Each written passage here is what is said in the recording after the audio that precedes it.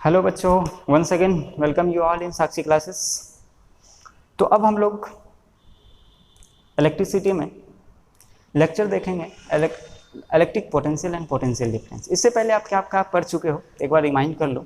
इससे पहले हमने पढ़ा था introduction to the electricity, charge and its properties.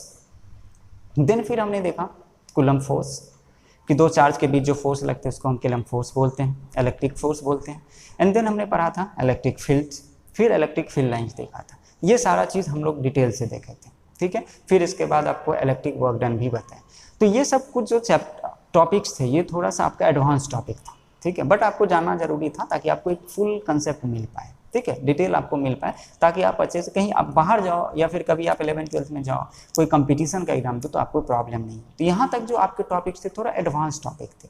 अब यहाँ से जो हम स्टार्ट करेंगे, जो इलेक्ट्रिक पोटेंशियल स्टार्ट करेंगे, ये आपका मेन आपके सिलेबस का टॉपिक स्टार्ट होगा, ठीक है। तो हम लोग अभी स्टार्ट करते हैं electric potential and potential difference.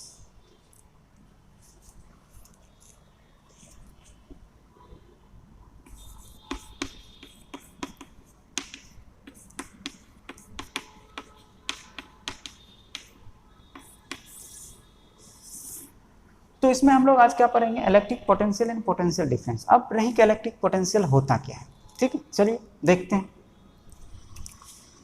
एक चार्ज है Q, ठीक है। अब ये चार्ज है तो इसके कारण तो फील्ड होगा ही होगा। इसके कारण फील्ड होगा। अब यहाँ पे हम किसी भी पॉजिटिव यूनिट चार्ज को लाते हैं। किसको? यूनिट चार्ज को, मतलब इसका जो मैग्नीट्यूड होगा वो कितना होगा, 1 कूलम्ब चार्ज होगा, ठीक है। तो किसी भी 1 कूलम्ब चार्ज को, यूनिट पॉजिटिव चार्ज को फ्रॉम इन्फिनिटी, कहीं से भी आप लाओ, किसी गिवन फील्ड तक या गिवन पॉइंट तक लाने में जितना एक्स्ट्रा वर्क डन होता है, that is said to be the electric potential. आप इसको ऐसे समझो, जैसे अगर मान लो हम कहते हैं कि जब आप मेरे कोचिंग में या फिर आप मेरे इंस्टीट्यूट में अगर पढ़ रहे हो तो हम आपको बोलते हैं कि पढ़ाई करो लेकिन थोड़ा बहुत आप बच्चे को भी लाओ, ठीक है। आप बच्चे को समझाओ कि हाँ यहाँ अच्छी पढ़ाई होती है। तो हमने आपको क्या बोला कि आप बच्चे को बाहर से आप लाओ, किसी भी तरह जो आपके फ्रेंड्स हैं उसको आप कन्विंस करो हमारे यहाँ आने के लिए, पढ़ने के लिए, ठीक है। तो अब आप क्या करोगे, अपने बच्चे को कन्विंस करोगे, 2 दिन 3 दिन कन्विंस करोगे कि चलो भाई वहाँ पढ़ाई बहुत अच्छी होती है, एक दिन पढ़ के तो देखो। तो आपने जितना एफर्ट लगाया, कहाँ से, एक बच्चे को बाहर से, जो कि पहले हमारे इंस्टीट्यूट में नहीं था, वहाँ से हमारे इंस्टीट्यूट तक लाने में आपको जितना भी एफर्ट आपका लगा, वो सारा एफर्ट क्या है, इलेक्ट्रिक पोटेंशियल है। Electric potential is nothing, it is the work done, it is the work done, ठीक है, एक्स्ट्रा वर्क डन और work done by the electric force, ठीक है, और एक्स्ट्रा एजेंट, ठीक है, in bringing a unit positive charge. Unit positive charge means 1 coulomb charge from infinity to the given point. किसी भी given point तक लाने में जितना work done होता है, that is said to be the electric potential of that point. समझ गए? तो बस यही है electric potential, ठीक है। तो electric potential को आप define कैसे करोगे?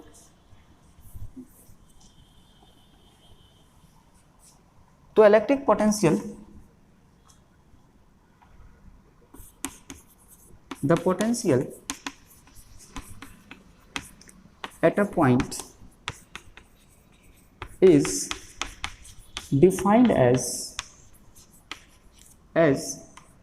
the work done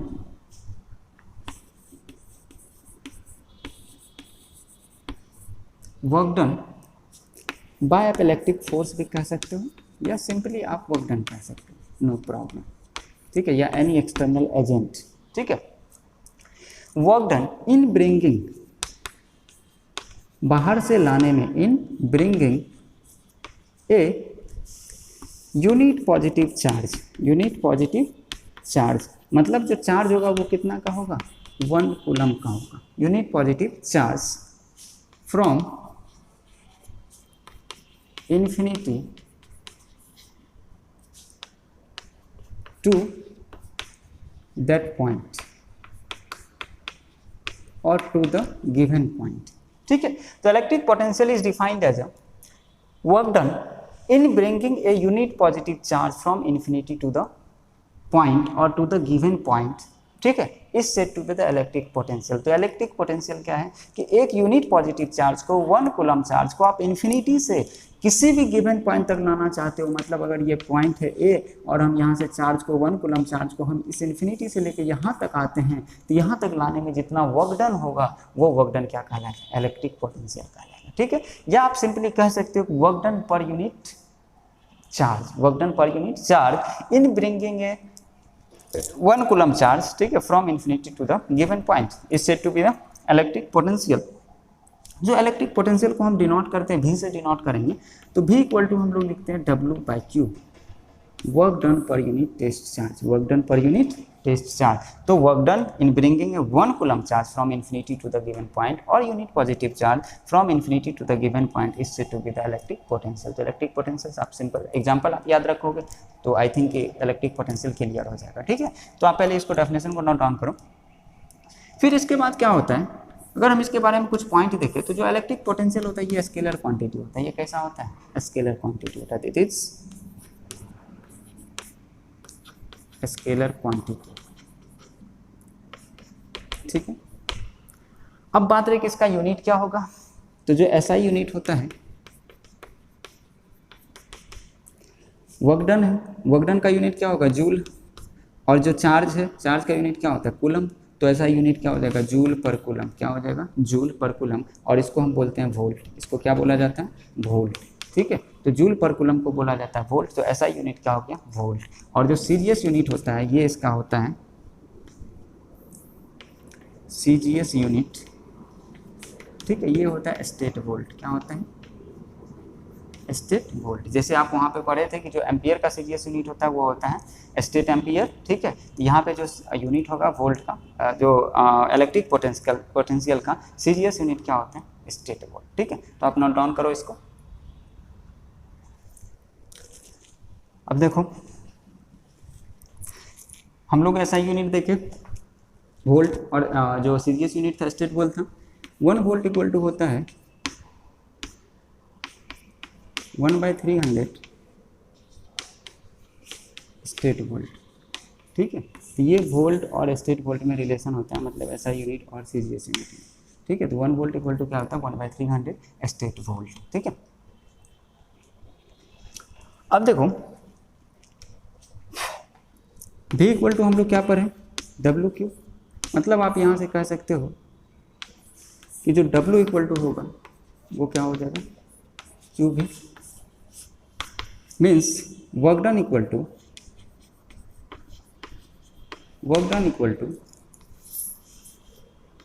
charge into potential, charge into potential. ठीक है, तो ये आपका हो गया वर्क डन का फार्मूला। तो अगर चार्ज और पोटेंशियल गिवन है तो आप वर्क डन कैसे कैलकुलेट करोगे, तो W इक्वल टू क्या कर देंगे, QV निकाल देंगे। अब यहाँ पे क्या होता है, वर्क डन का पोटेंशियल का यूनिट क्या होता है, वोल्ट, और इसका यूनिट होता है जूल पर कूलम। अब बोर्ड में आपको एक क्वेश्चन आता है define 1 volt, define 1 volt, 1 marks question होता है। तो यहाँ पे 1 वोल्ट को डिफाइन करने बोला जाता है। तो अब क्या है कि अगर हम बात करें कि वर्क डन अगर हमारा 1 कूलम हो, वर्क डन 1 जूल हो, और जो चार्ज है वो क्या है, 1 कूलम हो, तो जूल पर कूलम ये क्या कहलाएगा, 1 वोल्ट कहलाएगा। इसी को तो हम क्या बोलेंगे, 1 वोल्ट। मीन्स क्या है कि जब हमारा वर्क डन 1 जूल हो और चार्ज 1 कूलम हो तो इसको हम क्या बोलेंगे, 1 वोल्ट। तो आप डिफाइन कैसे करोगे, तो डिफाइन हम लोग ऐसे करेंगे कि if the 1 joule of work is done in bringing a 1 coulomb charge from infinity to the given point, then the potential of that point is equal to the 1 volt। मतलब 1 coulomb charge को किसी infinity से किसी given point तक लाने में if अगर 1 joule work done होता है तो उस पॉइंट का जो पोटेंशियल होगा वो कितना होगा, 1 वोल्ट होगा। ठीक है, तो बस डिफाइन करो आप, if 1 joule work is done in bringing a 1 coulomb charge from कहाँ से, infinity to the given point, then potential of that point, यहाँ पे कौन सा पोटेंशियल होगा, इलेक्ट्रिक पोटेंशियल, ठीक है, क्योंकि ग्रेविटेशन में ग्रेविटेशनल पोटेंशियल भी होता है, तो सिंपली यहाँ पे पोटेंशियल ही हम लोग बोलते हैं, of that point is said to be 1 volt, ठीक है। तो अगर 1 कूलम चार्ज को इन्फिनिटी से गिवन पॉइंट तक लाने में 1 जूल वर्क डन होता है, तो उस पॉइंट का जो पोटेंशियल होगा वो क्या कहलाएगा, 1 वोल्ट कहलाएगा, ठीक है। तो आप इसको लिखिए, और ये बिल्कुल आपको रटा होना चाहिए, टंग पे होना चाहिए, क्योंकि ये 1 मार्क्स क्वेश्चन आते हैं, तो ये सब बिल्कुल आपको याद होना चाहिए, ठीक, लिखिए। अब आ जाओ थोड़ा सा एडवांस में आते हैं। पोटेंशियल इक्वल टू W/Q, और याद करो जब हम कूलम फोर्स वाले में इलेक्ट्रिक वर्क डन बताए थे तो वो क्या था, KQ, जो वर्क डन होता है ये क्या था, KQ/R, KQ/R, ठीक है, KQQ मतलब सोर्स चार्ज और ये टेस्ट चार्ज, और इसके बीच जो वर्क डन हो रहा था ये क्या था, KQQ/R, और ये आपका पहले से स्मॉल चार्ज प्रेजेंट है तो ये कट गया, अब बचा क्या, KQ/R, तो ये आपके हो गए इलेक्ट्रिक पोटेंशियल।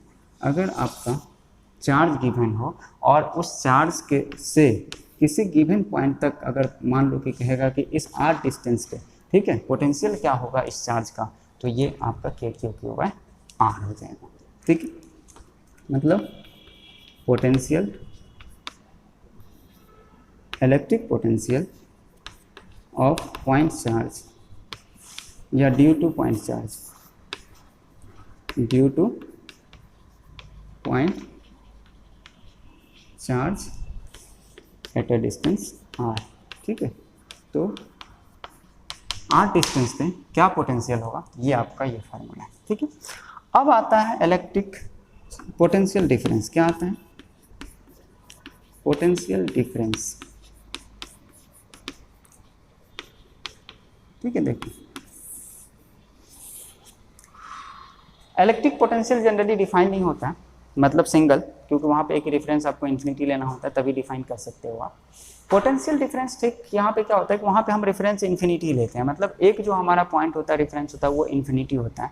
यहाँ पे हम क्या करेंगे, वो जो इन्फिनिटी का रेफरेंस है वो किसी और पॉइंट को ले लेते हैं, मतलब अगर एक पॉइंट A है और दूसरा पॉइंट हम क्या ले लेते हैं, B ले लेते हैं, तो B से A तक अगर हम चार्ज को लाते हैं, कितने यूनिट पॉजिटिव चार्ज को, कितना यूनिट पॉजिटिव चार्ज को, अगर 1 कूलम चार्ज को B से हम A तक लाते हैं, तो इसमें जितना वर्क डन होगा वो क्या कहलाएगा, potential difference between the 2 points कहलाएगा। वहाँ पे क्या कर रहे थे, यूनिट पॉजिटिव चार्ज को हम इन्फिनिटी से गिवन पॉइंट तक ला रहे थे, और यहाँ पे कुछ नहीं, इन्फिनिटी की जगह कोई दूसरा पॉइंट है, मतलब एक पॉइंट से दूसरे पॉइंट तक 1 कूलम चार्ज को लाने में जितना वर्क डन होगा, that is said to be the potential difference. Potential difference का क्या मतलब है, difference of the potential of the 2 point. तो किसी 2 पॉइंट के पोटेंशियल का जो डिफरेंस होगा उसको हम क्या बोलते हैं, पोटेंशियल डिफरेंस। तो potential difference is nothing, it is the work done by the external force, ठीक है, in bringing a unit positive charge from one point to the other point। तो एक पॉइंट से दूसरे पॉइंट तक लाने में जो वर्क डन होता है per unit charge, this is said to be the potential difference. तो पोटेंशियल डिफरेंस को आप डिफाइन कर लो, it is the work done, ठीक है, बाय एक्सटर्नल फोर्स, या फिर इलेक्ट्रिक फोर्स भी आप कह सकते हो, in bringing a unit positive charge from 1 point, मान लो ये पॉइंट क्या है, B, to another point, another point A, ठीक है। तो पोटेंशियल डिफरेंस कैसे डिफाइन होता है, तो potential difference is defined as the work done by external force, और इलेक्ट्रिक फोर्स भी कर सकते हो, in bringing a unit positive charge, ठीक है, from 1 point to the another point, then then the difference, ठीक है, या फिर आप इसी को यहीं पे आप लिख सकते हो जो इट इज वर्क डन, तो यहाँ पे आप लिख लो कि पोटेंशियल डिफरेंस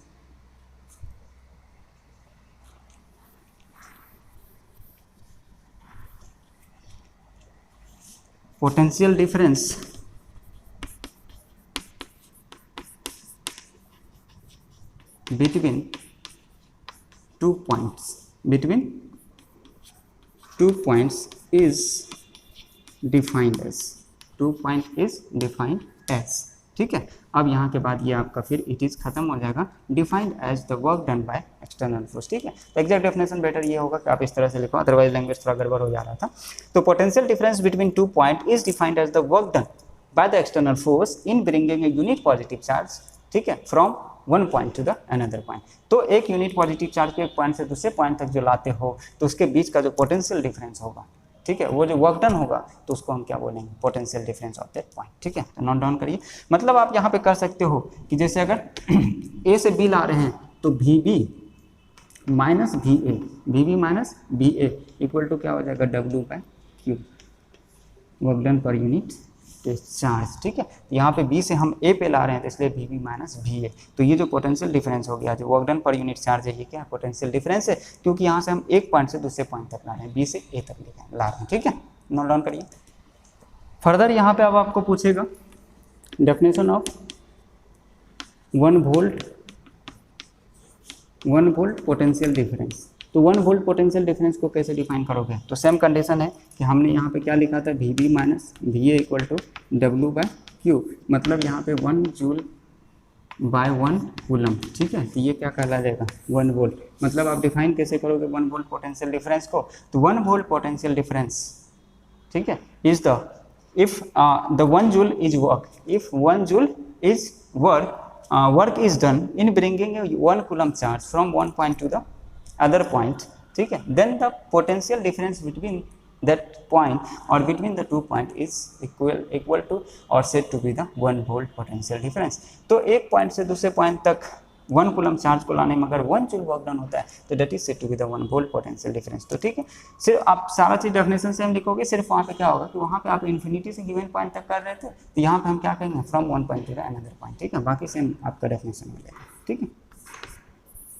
लिखने के लिए आप लिख सकते हो, लिख लो, if the 1 joule work is done in bringing a 1 coulomb charge from one point to another point, then potential difference between 2 points is said to be 1 volt, is said to be 1 volt, ठीक है। तो बस यही आपका potential difference है, ठीक।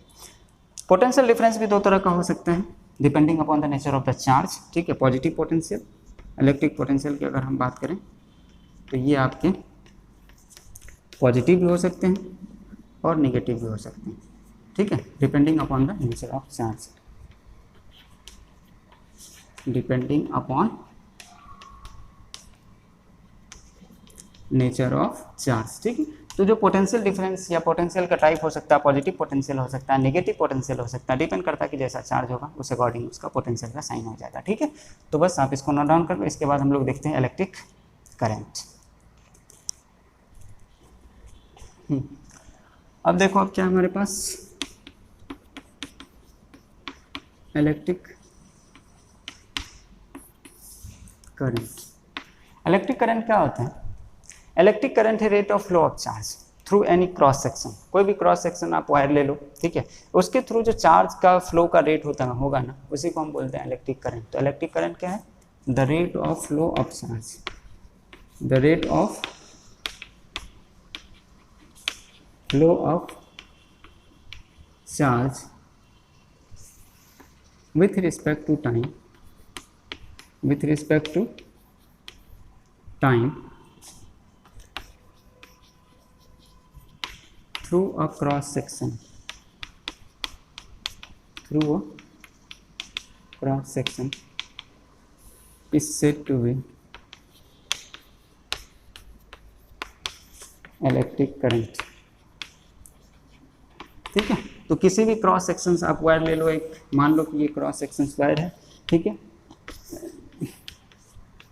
तो यहाँ पे जो चार्ज का फ्लो हो रहा है, ठीक है,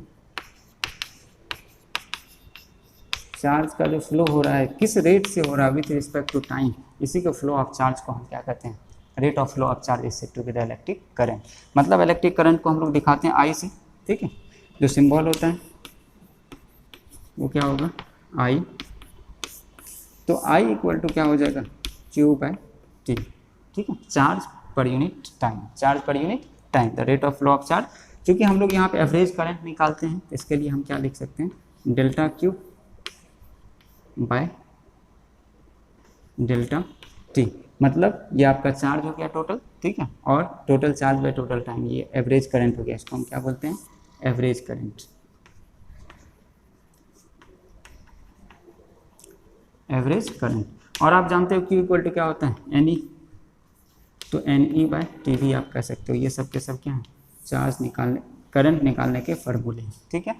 I equal to Q by T, charge पर यूनिट टाइम, ठीक है, या फिर एवरेज करंट अगर निकालना हो तो total charge by total time, तो एवरेज करंट निकल जाएगा। या अगर नंबर ऑफ इलेक्ट्रॉन्स अगर गिवन हो तो आप NE बाय टी भी कह सकते हो, क्योंकि जब चार्ज का क्वांटाइजेशन पढ़ रहे थे तो वहाँ पे हम लोग प्रॉपर्टीज में पढ़े थे Q इक्वल टू NE, तो NE बाय टाइम आप करोगे तो ये आपका क्या निकल जाएगा, इलेक्ट्रिक करंट निकल जाएगा, ठीक है। तो ये बस आपका है इलेक्ट्रिक करंट, ठीक है, नोट डाउन करिए। अब ये भी स्केलर क्वांटिटी होती है, एक्चुअल में इसको टेंसर क्वांटिटी बोला जाता है, बट जनरली स्केलर क्वांटिटी ही बोलते हैं। स्केलर क्वांटिटी क्यों बोला जाता है, क्योंकि हम आप 9th में पढ़े होंगे यूनिट एंड डायमेंशन में, फिजिकल क्वांटिटी को दो टाइप में डिवाइड करते हैं, एक scalar and second one is the vector. Scalar में क्या होता है कि सिर्फ और सिर्फ मैग्नीट्यूड होता है, कोई डायरेक्शन नहीं होता है, तो इसको हम स्केलर क्वांटिटी बोलेंगे। लेकिन अगर मैग्नीट्यूड और डायरेक्शन दोनों होगा तो उसको हम वेक्टर क्वांटिटी बोलते हैं। तो इलेक्ट्रिक करंट के पास क्या होते हैं, यहाँ पे डायरेक्शन भी हो रहा है और मैग्नीट्यूड भी हो रहा है, तो अब यहाँ पे कन्फ्लिक्ट कर जाता है, कंट्राडिक्ट कर जाता है कि करंट के पास अगर हम कहते हैं कि 5 एम्पियर करंट आपका जा रहा है A टू B, तो यहाँ पे हम डायरेक्शन तो मेंशन कर रहे हैं ना कि 5 एम्पियर करंट इज फ्लोइंग, ठीक है, फ्रॉम A टू B, तो यहाँ पे डायरेक्शन मेंशन कर रहे हैं, मैग्नीट्यूड भी है, डायरेक्शन भी है, फिर भी इसको स्केलर क्वांटिटी क्यों बोला गया, तो यहाँ पे एक वेक्टर एडिशन आता है, ठीक है। जब आप डिटेल में वेक्टर पढ़ोगे तो वहाँ वेक्टर क्वांटिटी का एक और भी रूल होता है कि वेक्टर क्वांटिटी वेक्टर एडिशन को फॉलो करता है। मतलब यहाँ पे जो होता है वो एल्जेब्रिक सम को फॉलो नहीं करता। एल्जेब्रिक सम का क्या मतलब है, जैसे मान लो यहाँ पे 5 एम्पियर करंट आया, ये भी 5 एम्पियर करंट आया, तो ये इधर अगर मान लो जा रहा है तो यहाँ पे आपका ये जो हो जाएगा ये 10 एम्पियर करंट हो जाएगा। लेकिन अगर यहाँ पे 5 न्यूटन फोर्स है और ये भी 5 न्यूटन फोर्स है, ठीक है, तो आप यहाँ पे 10 न्यूटन फोर्स नहीं कर सकते, 10 न्यूटन फोर्स नहीं कर सकते। मान लो आप यहाँ पे 5 न्यूटन और लगा दो, ठीक है, तो आप डायरेक्ट यहाँ पे 15 न्यूटन फोर्स नहीं कर सकते हो, क्योंकि एल्जेब्रिक सम से हम इसको ऐड नहीं करते। यहाँ पे वेक्टर एडिशन होता है, एक अलग तरह का एडिशन होता है, ठीक है।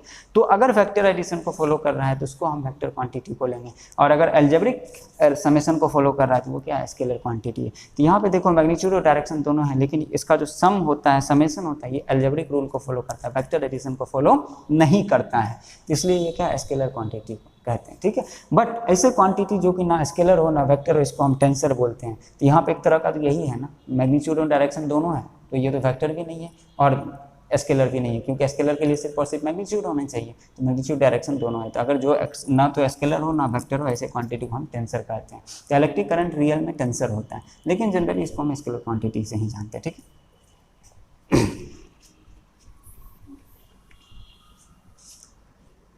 अब देखो यूनिट की अगर हम बात करें, एसआई यूनिट क्या है, I equal to Q by T है। क्यू का मतलब क्या है, चार्ज कूलम, और टाइम का मतलब क्या है, सेकेंड, तो कूलम पर सेकेंड, और इसको हम बोलते हैं एम्पियर। क्या बोला जाता है, एम्पियर, ठीक। सीजीएस यूनिट की अगर बात करोगे तो कूलम का जो यूनिट था, ठीक है, वो सीजीएस यूनिट था स्टेट कूलम, और इसका सेकेंड ही हो जाएगा। इसको बोलेंगे स्टेट एम्पियर। क्या बोला जाता है? State ampere. ठीक है, जनरली एम्पियर को हम ए से दिखाते हैं। ठीक है, तो ये आपका हो जाएगा स्टेट एम्पियर। तो ये आपके होगा यूनिट। ठीक, क्वेश्चंस कभी कभी पूछा जाता है 1 एम्पियर को डिफाइन करने के लिए। 1 मार्क्स क्वेश्चन जस्ट 1 वोल्ट, जैसे आप पोटेंशियल डिफरेंस या 1 वोल्ट पोटेंशियल को डिफाइन किए थे, उसी तरह यहाँ पे आपको 1 एम्पियर करंट को भी डिफाइन करने बोला जाएगा। तो इफ Q इक्वल टू आपका 1 कूलम हो जाए और टाइम इक्वल टू 1 सेकेंड हो जाए, टाइम इक्वल टू 1 सेकेंड हो जाए, तो आपको क्या लगता है कि जो यहाँ पे आप चार्ज I इक्वल टू लिखोगे, क्या लिखोगे? 1 कूलम बाय 1 सेकेंड। तो इसी को तो हम बोलते हैं 1 एम्पियर। क्या बोलेंगे? 1 एम्पियर। मीन्स क्या हो गया कि अगर किसी क्रॉस सेक्शन एरिया से, किसी क्रॉस सेक्शन वायर से 1 कूलम चार्ज 1 सेकेंड में फ्लो कर रहा है, तो इसको हम क्या बोलेंगे? 1 एम्पियर करंट। क्या बोला जाएगा? 1 एम्पियर करंट। तो आप डिफाइन कैसे करोगे? If 1 coulomb charge flows through a cross section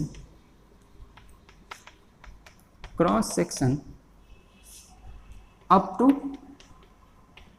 1 second, then current is said to be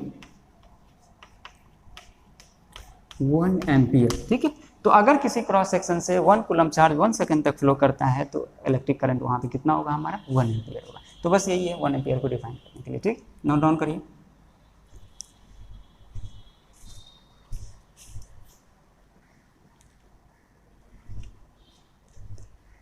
देखो 1 एम्पियर का मतलब क्या है, थोड़ा सा एडवांस में चलते हैं।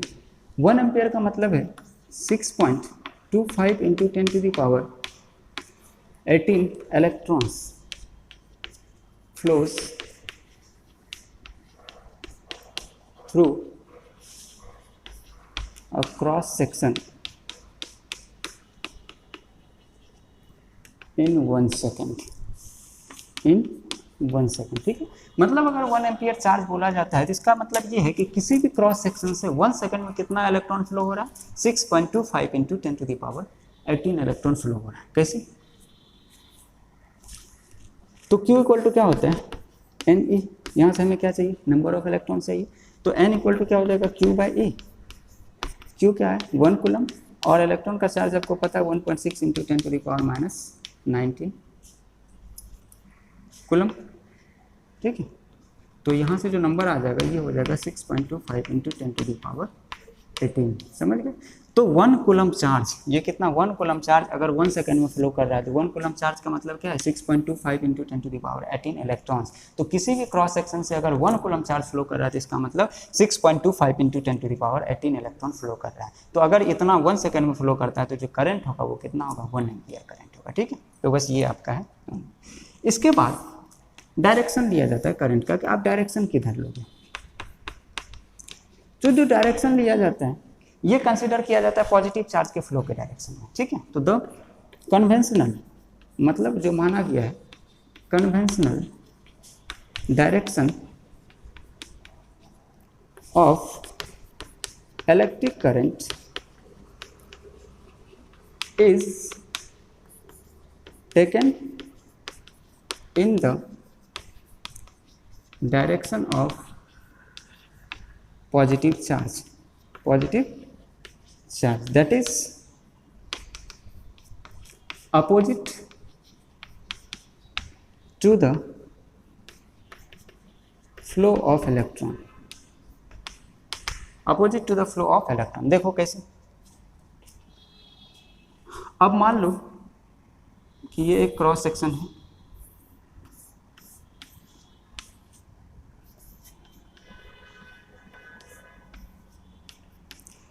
इधर से आपका चार्ज का फ्लो हो रहा है। ठीक है, तो चार्ज का फ्लो हो रहा है पॉजिटिव से निगेटिव। ठीक है, तो जो इलेक्ट्रॉन का फ्लो हो रहा है वो किधर से किधर होगा? निगेटिव से पॉजिटिव।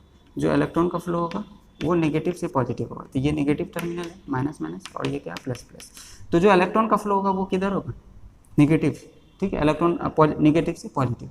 लेकिन जो चार्ज का पॉजिटिव चार्ज का फ्लो होगा तो ऑब्वियसली पॉजिटिव से नेगेटिव होगा। तो ये पॉजिटिव का फ्लो जो होगा ये किधर से किधर होगा? इधर से इधर। ठीक है। मान लो ये पॉइंट ए है और ये बी है, तो जो पॉजिटिव चार्ज का फ्लो है ए से बी है, लेकिन इलेक्ट्रॉन का फ्लो जो है वो क्या है, बी से ए है। इसलिए जो इलेक्ट्रिक करंट का डायरेक्शन होता है वो क्या होता है, ए से बी होता है। तो पॉजिटिव चार्ज के फ्लो का डायरेक्शन में लिया जाता है, जो इलेक्ट्रॉन फ्लो कर रहा है उसके अपोजिट डायरेक्शन में लिया जाता है। समझ गए? तो डायरेक्शन ऑफ इलेक्ट्रिक करंट जो लिया जाता है वो क्या लिया जाता है, taken in the direction of the movement of the positive charge और opposite to the flow of the electron. Electron जिधर मूव करेगा उसके अपोजिट डायरेक्शन में हम क्या लेते हैं, इलेक्ट्रिक करंट का डायरेक्शन लेते हैं। ठीक है, तो बस इतना है आपका इलेक्ट्रिक करंट के बारे में, नोट डाउन करिए। अब देखो, एक कंडक्टर दिया गया है इस तरह से,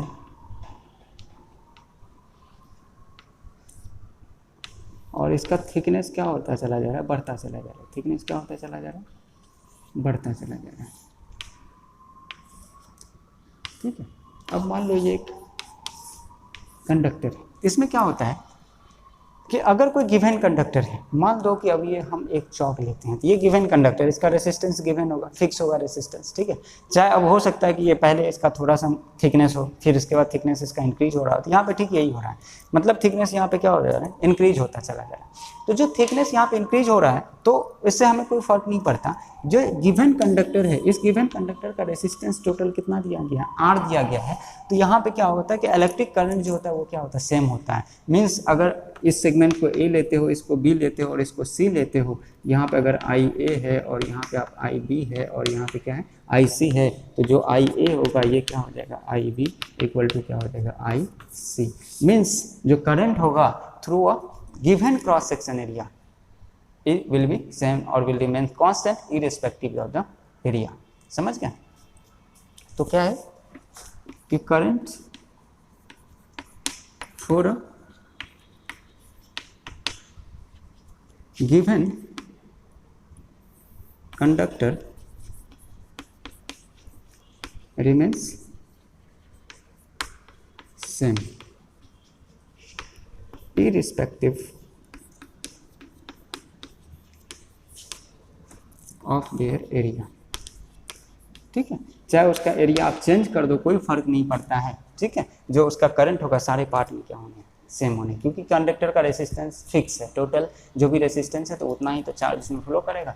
तो अब यहाँ पे ऐसा नहीं करना है कि यहाँ पे एरिया कम है तो चार्ज यहाँ पे कम फ्लो होगा, एरिया ज़्यादा चार्ज ज़्यादा फ्लो होगा, करंट ज़्यादा होगा, तो ऐसा नहीं होता। ठीक है, तो किसी गिवन कंडक्टर के लिए करंट क्या होगा, सारे एरिया में सेम होगा। ठीक है, ये आपके कंपटीशन के लिए कभी कभी MCQ में आपको पूछा जा सकता है। ठीक, अब देखो मटेरियल्स को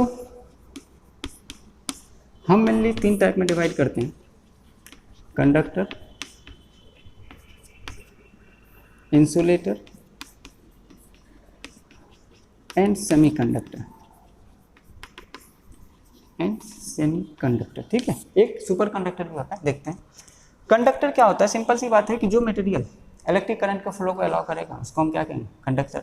अगर नहीं करता है तो इंसुलेटर। ठीक है, तो इसमें कुछ खास है ही नहीं। ठीक है, तो कंडक्टर क्या होता है, allow the flow of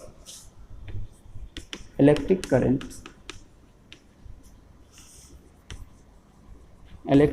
through it. तो अगर अपने से चार्ज को फ्लो करने के लिए अलाउ करता है, करंट को अलाउ करता है फ्लो करने के लिए, तो ऐसे मटेरियल को हम क्या बोलेंगे, कंडक्टर बोलेंगे। ठीक है, जैसे एग्जांपल आप कह सकते हो कॉपर वायर है, एल्युमिनियम वायर है। ठीक, ये सब के सब एलिमेंट हैं, कॉपर है, एल्युमिनियम, जितने भी मेटल्स हैं। ठीक है, ये सब के सब क्या होते हैं, अपने से इलेक्ट्रिक करंट को फ्लो करने देता है। ठीक है, जो कंडक्टर्स होते हैं इसको हम 2 टाइप में डिवाइड करते हैं। एक को बोला जाता है मेटालिक कंडक्टर, क्या बोलते हैं, मेटालिक कंडक्टर, और दूसरा जो होता है ये होता है electrolytic conductor, electrolytic conductor. Metallic conductor में सारे मेटल्स आ जाएंगे और इलेक्ट्रोलाइटिक कंडक्टर में सारे इलेक्ट्रोलाइट्स आते हैं, मतलब वहाँ पे सॉल्ट आते हैं, समझ गए, आयनिक कंपाउंड्स आते हैं। तो मेटालिक कंडक्टर में क्या होता है, ये जो कंडक्ट करता है इलेक्ट्रिसिटी, इसमें फ्री इलेक्ट्रॉन्स होते हैं। तो conduct electricity due to the presence of free electron. तो यहाँ पे क्या होते हैं, फ्री इलेक्ट्रॉन्स होते हैं। तो फ्री इलेक्ट्रॉन के प्रेजेंस होने के कारण क्या होता है, ये इलेक्ट्रिसिटी को कंडक्ट करता है। लेकिन जो इलेक्ट्रोलाइटिक कंडक्टर होता है ये क्या होता है, प्रेजेंस ऑफ आयन के कारण ये इलेक्ट्रिसिटी कंडक्ट करता है। तो conduct electricity due to the presence of free ions, presence of free ions. ठीक है, यहाँ पे आप एग्जांपल दे सकते हो ऑल मेटल। ठीक है, और यहाँ पे जो होता है इलेक्ट्रोलाइटिक कंडक्टर में, ठीक है, यहाँ पे एग्जांपल्स आप दे सकते हो aqueous solution, aqueous solution of NaCl दे दो, HCl दे दो, KCl दे दो। ठीक है, जितने भी आयनिक कंपाउंड हैं या सॉल्ट्स हैं, ठीक है, उसका जो एक्वस सॉल्यूशन आप लोगे तो वहाँ पे फ्री आयंस होता है। मान लो NaCl है तो NaCl क्या करेगा, जैसे आप एक्वस सॉल्यूशन में आप इसको डालोगे तो ये क्या करेगा, ब्रेक कर जाएगा Na+NCl- में, तो ये आयंस में ब्रेक कर जाता है और इसी फ्री आयंस के मूवमेंट के कारण वहाँ पे इलेक्ट्रिसिटी कंडक्ट होता है। तो ऐसे कंडक्टर को हम बोलते हैं इलेक्ट्रोलाइटिक कंडक्टर। अगर कोई भी सब्सटेंस फ्री इलेक्ट्रॉन्स के प्रेजेंस होने के कारण इलेक्ट्रिसिटी कंडक्ट करता है तो उसको हम क्या बोलेंगे, मेटालिक कंडक्टर। और अगर आयंस के कारण इलेक्ट्रिसिटी कंडक्ट होता है तो उसको इलेक्ट्रोलाइटिक कंडक्टर बोलते हैं। ठीक है, मेटल और जितने भी नॉन मेटल होते हैं जनरली वो इंसुलेटर होते हैं। देखते हैं एग्जांपल। ठीक है, पहले आप इसको लिखिए।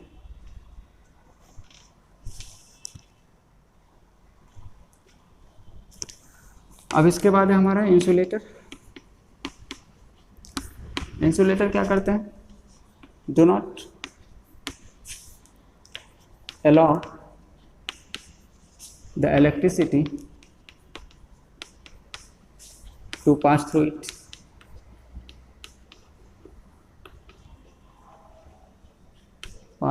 it, ठीक है, तो अपने से इलेक्ट्रिसिटी को पास करने नहीं देता है, अलाउ नहीं करता, तो ऐसे को हम क्या बोलते हैं, इंसुलेटर। एग्जांपल्स क्या है, generally all non metals except graphite, except graphite. तो ग्रेफाइट क्या होता है, इलेक्ट्रिसिटी को कंडक्ट करता है। ठीक है, क्योंकि इसके स्ट्रक्चर्स में क्या होते हैं, फ्री इलेक्ट्रॉन्स बच जाते हैं। ठीक है, स्ट्रक्चर्स आप पढ़ोगे कार्बन एंड कंपाउंड चैप्टर में, तो यहाँ पे फ्री इलेक्ट्रॉन्स प्रेजेंट होते हैं, बच जाते हैं, तो इस वजह से ये इलेक्ट्रिसिटी कंडक्ट करता है। ये हो गया आपका इंसुलेटर। अब एक होता है semiconductor.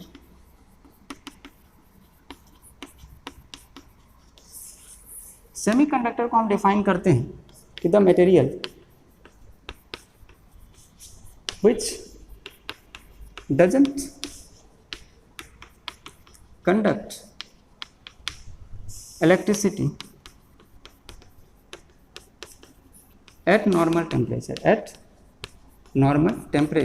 but conduct electricity at higher temperature, ठीक है, called as semiconductor,